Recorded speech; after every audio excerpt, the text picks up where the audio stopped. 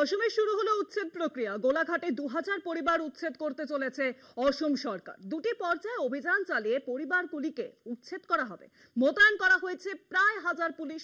এর আগে অসমের মুখ্যমন্ত্রী হেমন্ত বিশ্ব শর্মা বলেছিলেন, বাংলা বললেই বিদেশি।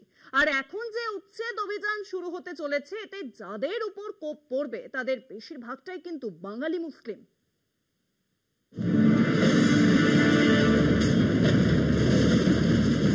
বেআইনিভাবে জবরদখল জমি থেকে উচ্ছেদ প্রক্রিয়া শুরু আসামে। মঙ্গলবার থেকে শুরু উচ্ছেদ অভিযান। আসামের গোলাঘাট জেলার প্রায় 2000 পরিবারকে উচ্ছেদ করতে চলেছে আসাম সরকার। মোতায়েন করা হয়েছে প্রায় 1000 পুলিশ।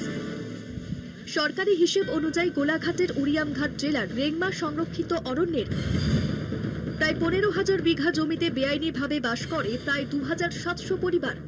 পরিবারগুলির সিংহভাগই বাঙালি মুসলিম। দুটি পর্যায়ে অভিযান চালিয়ে ওই পরিবারগুলিকে উচ্ছেদ করা হবে। প্রথম পর্যায়ে 2000 মানুষকে উচ্ছেদ করা হবে বলে জানা গিয়েছে। বন দপ্তরের তরফে গোটা এলাকাকে 9টি ব্লকে ভাগ করা হয়েছে। বাসিন্দাদের 7 দিনের মধ্যে ওই এলাকা খালি করার নির্দেশ দেওয়া হয়েছিল।